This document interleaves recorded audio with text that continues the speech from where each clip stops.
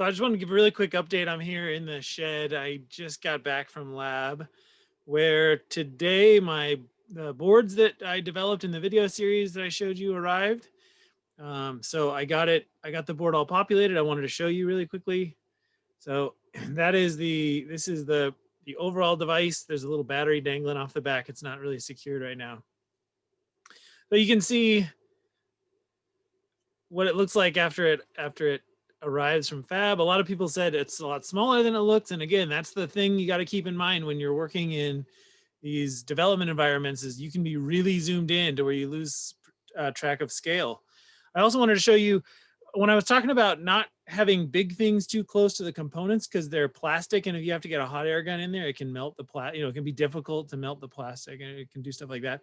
I wanted to show that. So see that op amp in there, in between those two big giant potentiometers, right? It's very difficult to get in there after the fact. So in this case, I did all the surface mount stuff, and then I did the potentiometers on there. But if I'd done it, or if I had to change some of the surface mount stuff, it would be very difficult to get in there. So it's good to leave yourself space. But just to give you another view there of the whole circuit and the sharp sensor. And so I'll show you the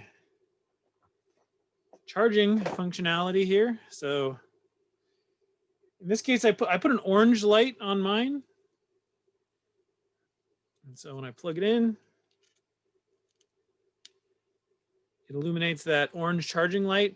Now, when this thing is fully charged, that should die down to 0, or technically in the manual, it said like 100 microamps or 10, 20 microamps or something. I don't know, something little. So you might still be able to see a little bit of current, but basically it should turn it off once it's done charging. So that's good there. The power switch. So when we slide that switch, now it always initially starts at red. I just kind of keep in mind it's that output of that filter that we have. It takes a while for that thing to discharge, and for some reason when it first starts up, it starts up at a high voltage. I'm not fully sure why, but you see that transition of the light color there from red to green. Now it's in the, it's getting good air quality. You can also see through the board. You see you can see right through the hole in the board. That's because we cut that hole. Define that hole in the PCB. Sorry, I'm smacking the microphone here. So let's see if I I cut my cough through the air sensor. It does detect that I'm giving everybody in the room COVID here, I guess. So that's actually not, it doesn't, I'm not actually emitting droplets right now, but that's that. So so the air quality here is pretty good. You can see up there, I have that air purifier, which tends to keep the air in here fairly nice for a small, I think it's like a 500 square foot WEN air filtration system. And it's in like a 150 square foot shed. We can make artificially bad air quality. I think, so one of the easiest ones, if you're like me and you grew up when restaurants had a smoking section. So Manitoba Tobacco Corporation cigarettes, these are the only cigarettes I have. They're from a Halloween costume. I had a Dale Gribble Halloween costume a year ago. And these are the only, so these are a year old. They're probably pretty bad.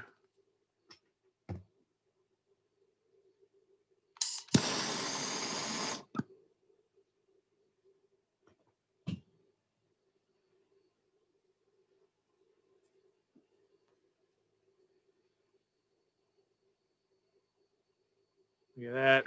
It does not like this this smoky air. And well, I guess it's kind of okay. Seems to be a little green now. I don't know what the story is on that. No, it definitely doesn't like what is direct.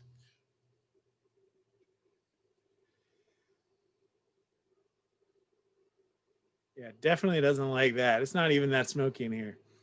And it definitely doesn't like it. Okay, so I just wanted to show that off, and I put this out before all my Christmas ornaments smell like, I don't have an ashtray in here. All right, so see how long it takes to get back. I guess it got sort of, it's still smoky back here, I guess. Still kind of, there's still some smoke floating around in here.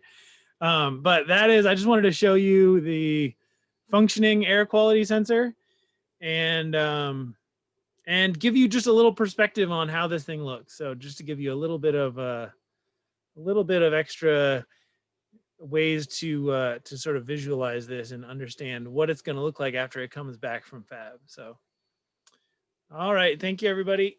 I'm done making my shed all smoky. The cigarettes did taste terrible. Year old cigarettes taste really bad. All right, thanks.